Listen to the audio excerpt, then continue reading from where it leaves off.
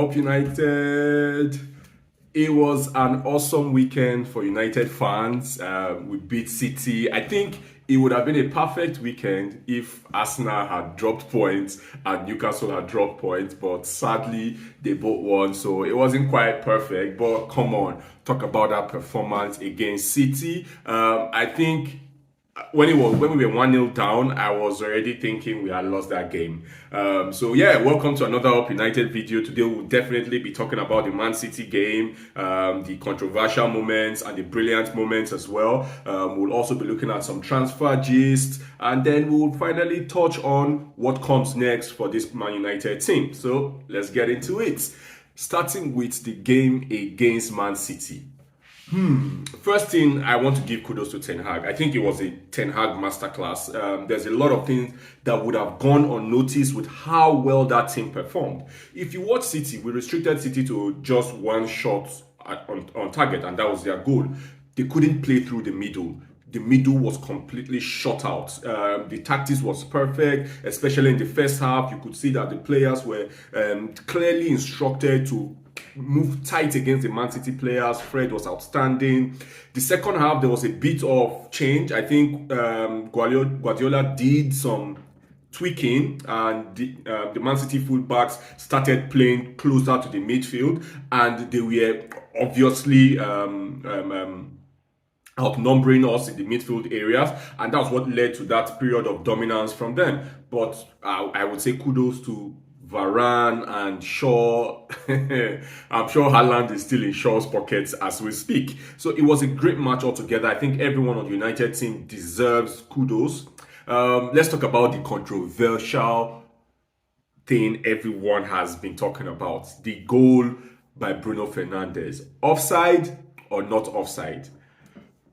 To be fair, I think both parties have a fair argument. As a United fan, I'm elated that it was given as a goal. If I was a City fan, I would be totally disgusted that that was allowed. But the way I look at it, and as a Man United fan, obviously I'm biased, so who cares? That pass was played through. Rashford was clearly offside. But Rashford did not stop, what's his name? Akanji from getting to that ball. Whether Rashford was there or not, Akanji would never have gotten to that ball. The pace of the pass was too fast, and Fernandes was already running onto it. He did not obstruct or block Akanji from getting to the ball. And that's my argument. I think I was on Sky Sports the day after that match, and I listened to Gallagher talk about that game. And from a referee standpoint, according to the laws of the game, it was a good goal. But yeah, I get why Man City fans will cry. So, cry me a river. But one thing gave me concern, though, in that game. I think when Rashford pulled up in the first half, my heart was in my mouth. I was like, God, Rashford, I beg, no, don't get injured. When Casemiro, also in the second half, pulled up, I was like, hey, we have entered Wahala. That shows just how fragile the Man United team is. Yes, we are happy, we're on a high, the team is performing excellently well and even outperforming most of our expectations. But we are a couple of injuries away from a disaster. If Casemiro gets injured, I can as well say we can kiss a title challenge goodbye. If Rashford gets injured, same thing. We do not have competent replacements for these two players. Yes, there's Garnacho for Rashford, but Garnacho would not get as much goals as Rashford would get. And for Casemiro, there's obviously no one. McTominay cannot play that position, neither can Fred. They will just leak all through the midfield. What Casemiro brings to United goes unseen a lot of the times. Just his positioning means that passes cannot go from the midfield into the striker. He's so good at that. And with that missing, come on, look at last season. Our midfield was bypassed time and time again. But now it doesn't happen as such.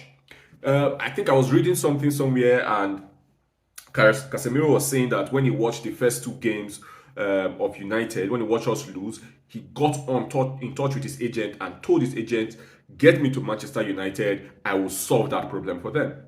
And I dare say he has solved that problem for us. So we still need a lot of reinforcement, and which brings me to transfer gist. What are we looking to do in the transfer window? Yes, there's Vegas, and that's great. Martial also got injured. You get in the game against City. No one knows how long he will be out for, but that's Martial. He cannot be relied on. His injury problems have been really, really bad. And if you ask me, I would say when it comes to the summer transfer window, we should be looking at letting Martial go. Yes, I love Martial. I think he's an exceptional footballer, but the fact that he just can't get that injury concerns under control, it will mean that you would not have a player for close to half of the season. And what good is that? I rather an average player that plays 30 games than an excellent player that plays 15 games a season. That's just me. I think Ten Hag, I trust him to do the right job. He's the right man for the job. We were all saying this prior to the start of the season, that get Ten Hag, get Ten Hag, get Ten Hag. So I trust him to make the right decision for the team. But we should support him. Vegas is great, but we still need a midfielder. Like I said, God forbid Casemiro gets injured. We have no replacement for Casemiro. And the team will perform way below what is performing now without him in the team. So we definitely need another player who can play that position. There was the gist coming out of Belgium recently that Man United might be looking to go for Tielemans. I think Tielemans will be brilliant. I said this at the start of the season, that Tielemans will be a great addition to that midfield, and I'm saying it again. But it would have been easier to get Tielemans in the summer, like last summer, as opposed to getting him in January, because Leicester are more or less in a relegation battle.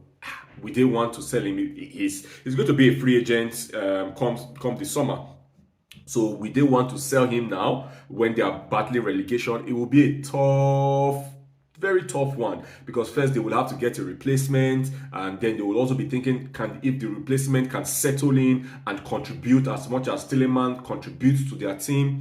But yeah, I would say Tielemans will be an excellent addition to the team. I was hearing something about Sergej Milinkovic-Savic being free, or being open, Lazio being open to loan him out with a commitment to buy in the summer. If that's true, I would be looking at that deal all day long. I think it's an absolutely wonderful midfielder, and he will definitely upgrade on what we have currently, because if you look at Eriksen is already showing signs of exhaustion. Against Man City, I would say Eriksen was our least performer in that game.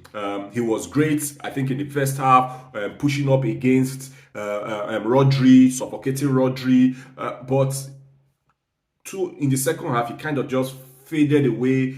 He was getting played around. I understand, because of the change that Pep did in the second half, there was more overload in that midfield area, so it was easier to play around him. But then, if you look at some of our past few matches, you can see that his performance have dropped. Although his performance is still as good, is better than what perhaps the tournament would offer, but it has dropped slightly from what he was delivering week in, week out before the World Cup. And yeah, it's only normal. These guys have played a lot of games, and you would expect that they would feel some exhaustion at some point, and it will still happen to other members of the team, which is why we need cover. Thankfully, we do not need another right back now, because I said it in the last video, I would not let Wan-Bissaka go. I think he has upped his game. He's performing well against Man City. He did what we know Wan-Bissaka to be famous for. He manned that defense. People didn't get by him. So I think it's a good situation we have going on in the right back, having Dalot and Wan-Bissaka to slug it out. So I think that's fine. It's still the midfield that concerns me a great deal. The midfield, and then in the attacking position, Sancho is not yet back. I think when Sancho comes back, at least we'll have a replacement for Anthony. But before that, do we need... Well, I think Vegas and the team we have now, there's still Pellistri. Pellistri wants to go out on loan. Should we let him go? There's Elanga as well. If I was the one, I would probably let Elanga go out on loan. I think I read that Elanga is being linked with Borussia Dortmund and Everton. I probably will let him go to Borussia Dortmund to gain some quality first team experience. If he can break into that team and learn, I think he will come back to United, the better for it. We can keep Pellistri. I think we can keep Pelistri and give him game time.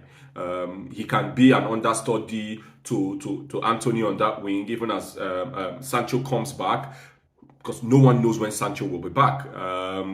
There's been no news of recent to when we should expect him back. So let's go on to a title challenge. The next 2 games, I think, against Crystal Palace will be important. One thing that sticks in my mind is Casemiro in that match. He's 1 yellow card away from getting a suspension. Do you play Casemiro against Crystal Palace?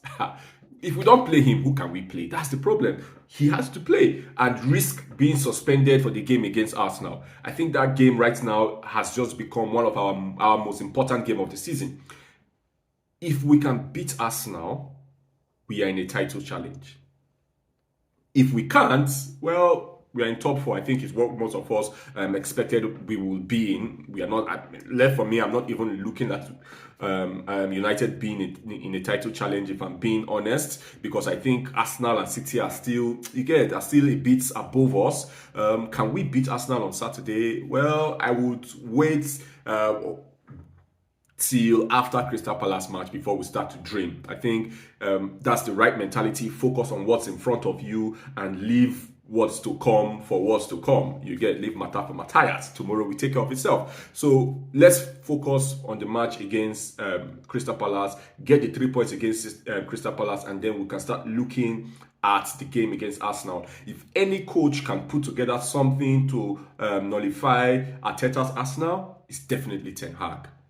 Like Ten Hag said, eras come to an end. So the era of Arsenal dominating this season can still come to an end, even if for just 24 hours. So yeah, I'm looking forward to the game against Crystal Palace, and I'm looking forward to Man United can do this season. Support Ten Hag. I think that's the message. Support Ten Hag. We've always wanted Ten Hag. He has come in and is even doing better than most of us expected. So I think the onus right now is on the board to give him the players he wants, support him, and help him thrive.